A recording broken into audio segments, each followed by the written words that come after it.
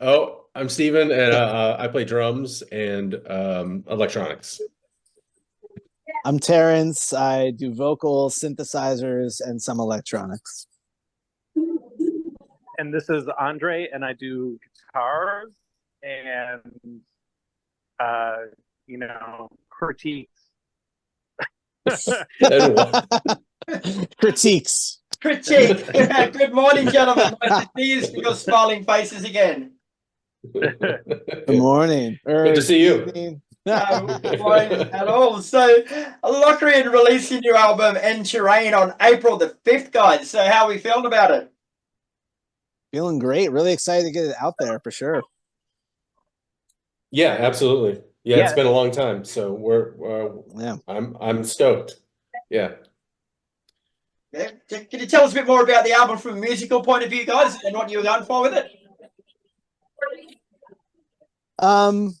It's a much more direct record than our previous effort with New Catastrophism. So it has a lot of new things for us. We kind of challenge ourselves just with our song structure and the overall kind of concept album of it too. It's a little bit more concise than maybe our other releases. Kind of more direct, but still has kind of the big concept throughout it. Yeah. Anyone else? I think each of us pushed ourselves in new ways. I know it was, I think, the first time that Steven brought in granular synthesis into our sound. And so that was something that he could talk about that was new. And also for me, I was using some different types of delay pedals, which allowed me to get to a lot of like different kind of textures and tones into my sound. And it's just the most concise and structured album that we've done so far. And so I feel like as songwriters, we've developed in ways that I think are really interesting. So I'm excited to share this statement with the world. Wow. Yeah, I agree. I agree with both of them. That it's probably our most structured record to date. Especially after the last one. It's kind of the polar opposite of it, and that's kind of what we were going for. And just to push ourselves a little farther than we had before in the past. And I think we have. Yeah, we're very proud of the record. So yeah. Now, all up, both between the three of you guys have used the word concise and structured about 10 times already. Can you elaborate on that and tell us what you mean by that? So our previous record was improvised and more ambient, and I think the idea being that there be these kind of reflections. One that would be this ambient, experimental kind of.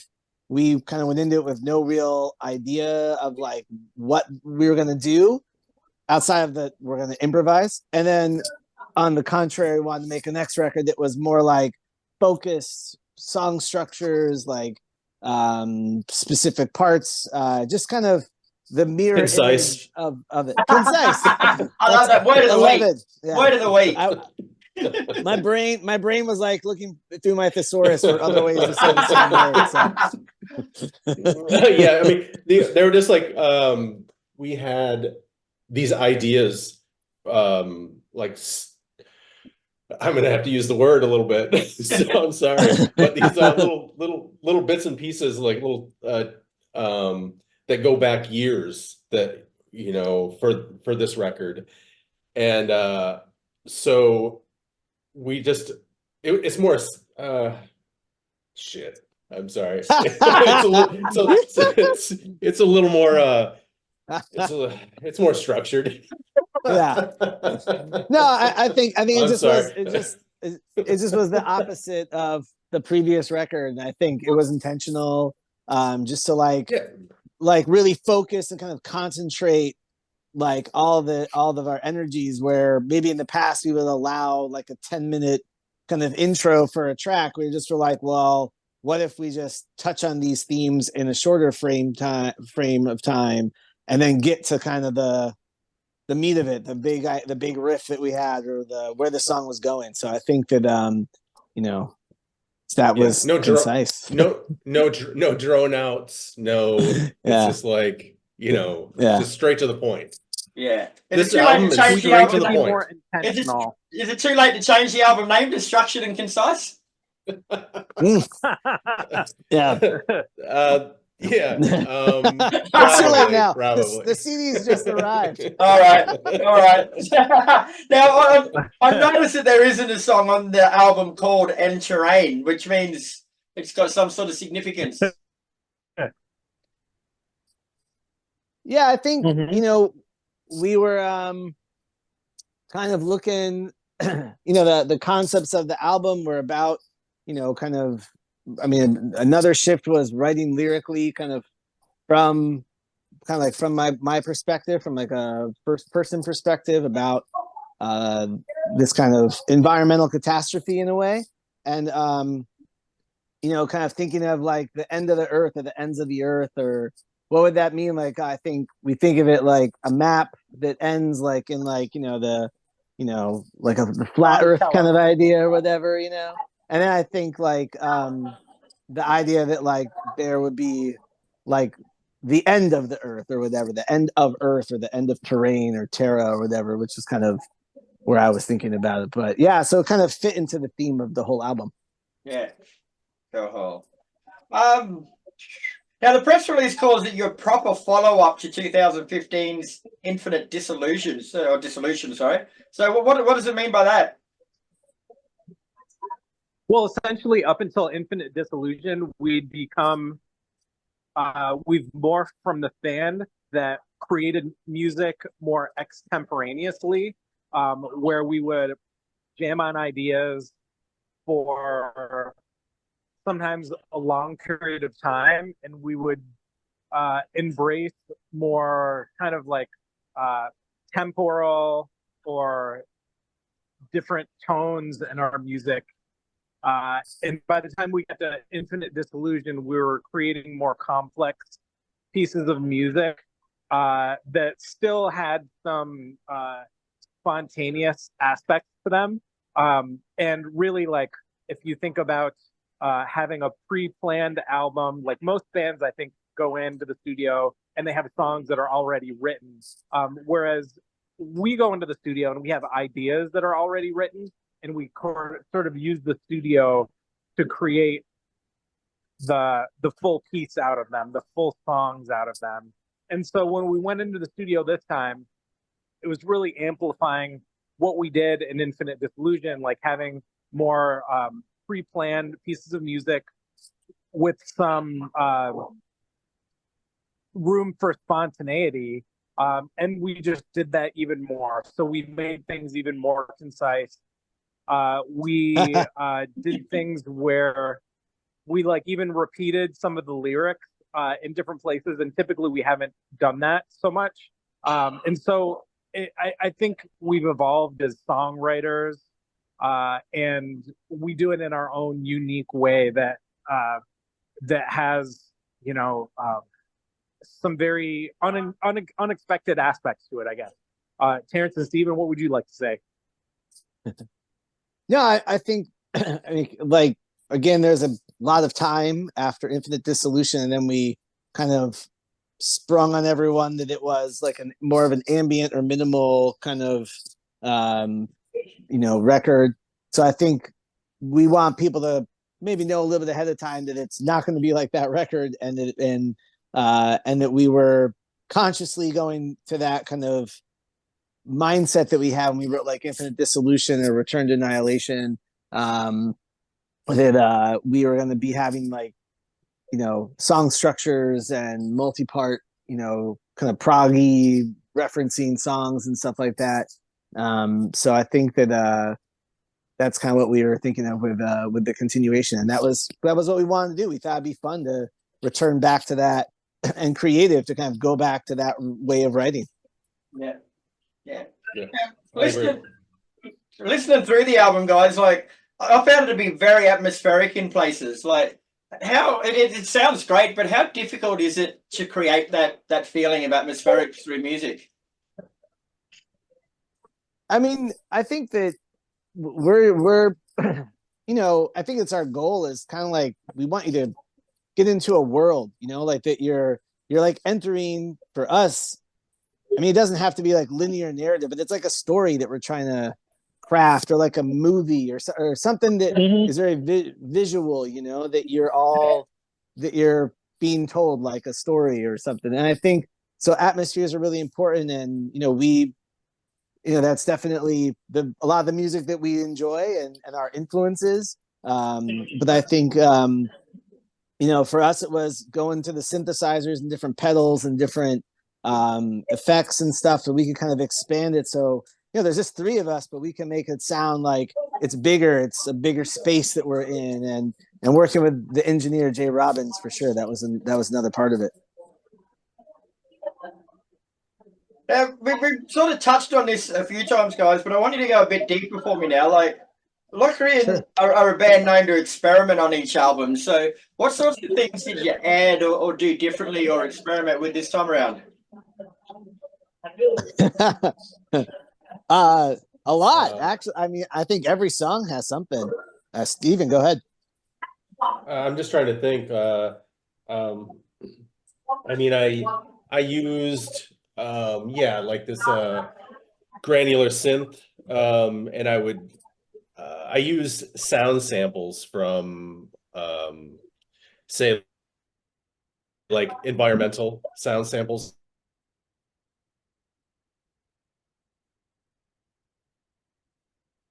Falling, you know, hurricanes, fires, just like just some of the, you know, terrible things that are happening around the world.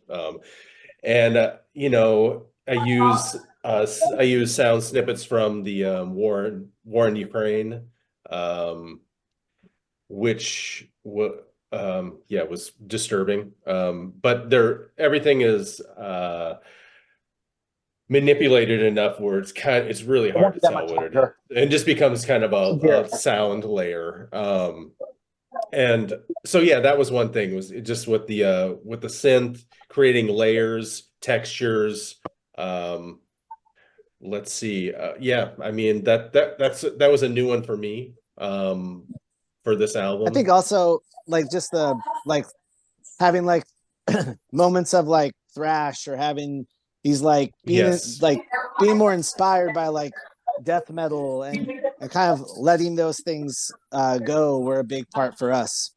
Yeah, I wanted to do that too. That was for sure a thing for my all part. The weird sounds, all the weird sounds, and all the thrash, you know. And I wanted some like some beats and some parts that were like heavy, you know, like old thrash days, or like early death metal stuff, you know, just even if it was only for like 5 seconds. You know, I want, you know, like in certain parts throughout the album, I wanted that there, because it was, you know, it was a big part of me growing up. It was a big influence for me. And, you know, I still listen to it, you know, not as much as I used to, but it's still there. And so I wanted that to be more upfront on this record. You know, instead of like past records where it's not so obvious, and we'll be like, oh yeah, you know, we're inspired by, you know, death metal and, you know, like suffocation and, you know, like death and stuff, but people are like, what? Like, you know, like so but we are. we are. Yes. So yeah. Andre, your camera's flashed on a few times, mate. Are you in a pinball machine or a video game? I think you're like in a casino or something, right? Yeah, I'm at like a video game arcade. Yeah, you're right. Caught out big time. That's right. Okay, so this one might be a bit difficult to answer, guys, but how would you say that your music has grown or changed from your debut Drenched Lands in 2009 up until Enterrain? Wow. Yeah, I think I would say, to me, everything's changed. Like every record is a new approach or a new idea. And I think we tend to move towards that, like that we should do something different. And I think, so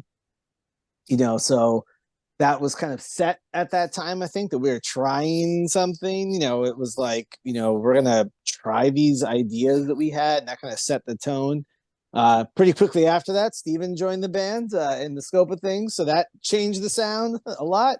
I think it's been kind of like a maybe restlessness. I don't know. I mean, that we're always kind of like moving. I mean, I think we have a lot of conversations about it. How are we moving this sound forward? Where's this going? What's the idea? Like, so I mean, that's my opinion. Yeah.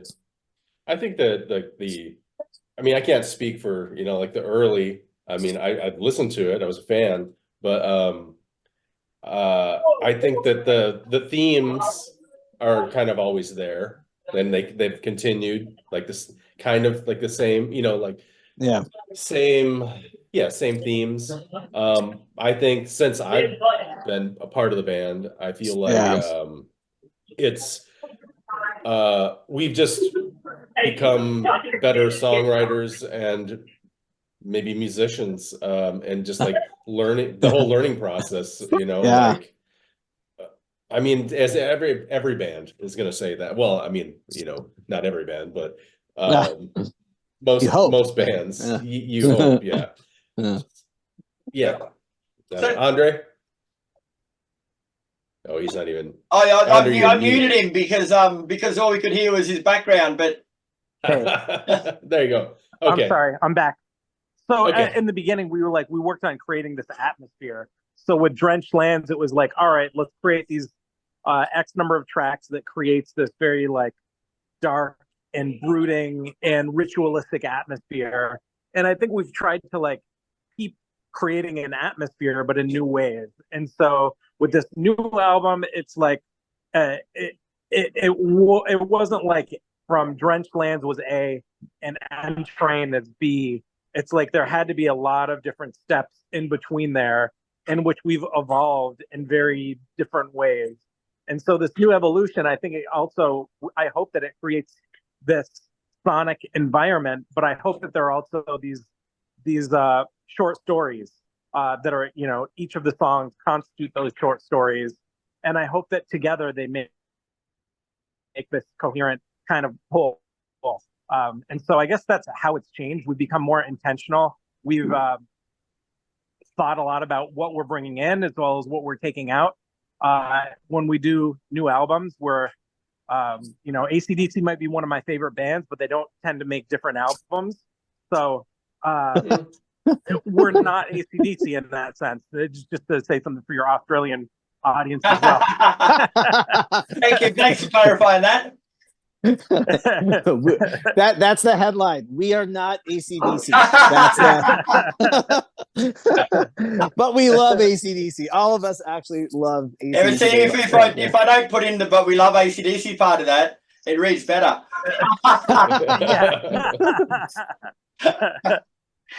Oh, shit. All right, so like loosely described, like your music blends black metal with thrash metal with ambient sounds and experimental elements. But is it a difficult process creating new music? Like it's sort of they don't all go together well. So is it difficult to put them together into one cohesive body of work?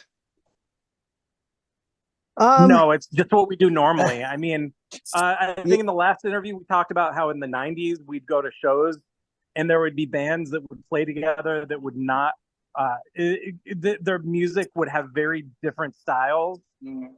And today that doesn't really happen so much anymore. But I mean, when I grew up, it was like, yeah, let me go to the show where there would be like it's 5 bands and they would all sound totally different. And to me, like putting those elements together, it just feels really natural. And so I think creating what we do, it's what we're interested in. It's what we like. And, maybe our next album will sound quite different.